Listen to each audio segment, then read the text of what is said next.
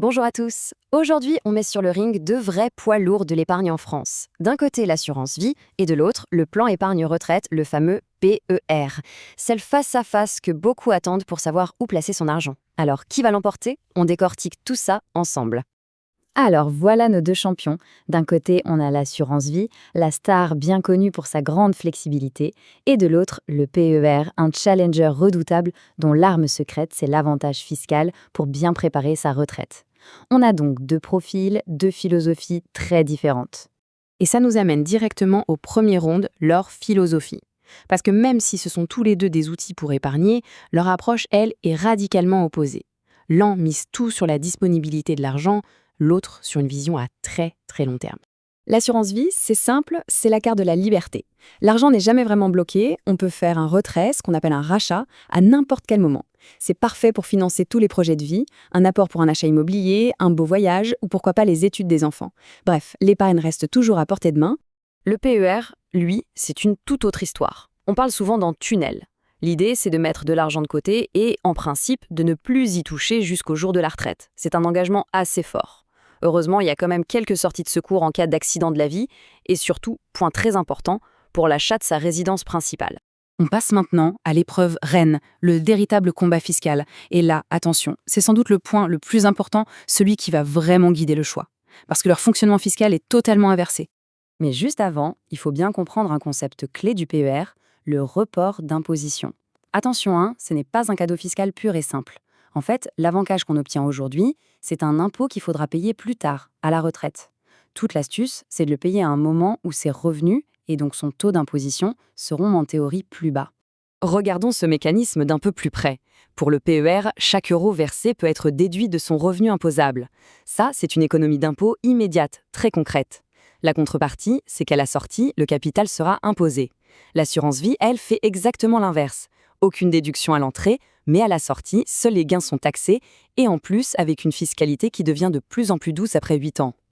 Alors, quel est le chiffre à retenir dans tout ça? C'est celui-ci, 30%. C'est la tranche marginale d'imposition, ou TMI. En gros, c'est le taux d'imposition qui s'applique sur la part la plus élevée de ses revenus. Et c'est à partir de ce seuil, de 30%, que la déduction fiscale du PER devient vraiment, vraiment intéressante. Logique, plus le taux d'imposition est élevé, plus l'économie réalisée chaque année est importante. Après la fiscalité, un autre grand sujet, la transmission. Comment est-ce que ces deux produits se comportent pour protéger ses proches? C'est un point qu'on oublie parfois, mais qui est absolument capital. Sur ce terrain, il faut le dire, l'assurance vie est la reine historique. Elle est connue pour ça, avec son fameux abattement de 152 500 € par bénéficiaire, totalement hors droit de succession. C'est un outil d'une efficacité redoutable. Mais attention, le PER n'est pas en reste. Surtout en cas de décès avant 70 ans, il offre des avantages assez similaires. Et il a un atout un peu méconnu, il permet de transmettre les plus-values sans qu'elles passent par la case impôt sur le revenu. C'est bon à savoir. Bon, alors, à la fin de ce match, qui est le grand vainqueur? Eh bien, la réponse, et vous l'avez peut-être deviné, c'est qu'il n'y a pas un seul champion pour tout le monde. Le bon choix dépend vraiment de chaque profil, de ses objectifs et bien sûr de sa situation fiscale. Le PER, c'est clairement la solution à privilégier quand on a un taux d'imposition de 30%, 41% ou 45%. L'économie d'impôt est alors maximale. C'est aussi le bon choix quand on est sûr et certain de ne pas avoir besoin de cet argent avant la retraite et que l'objectif numéro 1, c'est de faire baisser ses impôts maintenant.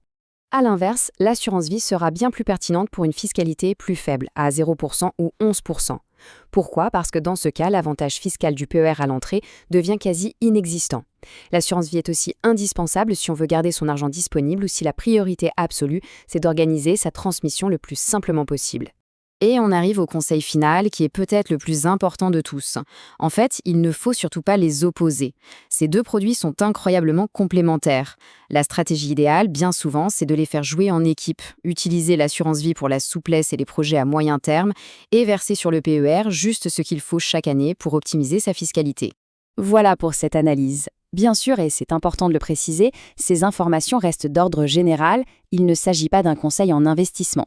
Pour une stratégie qui soit vraiment adaptée à une situation personnelle, le mieux est toujours de se rapprocher de son conseiller habituel. Merci de votre attention et à très bientôt.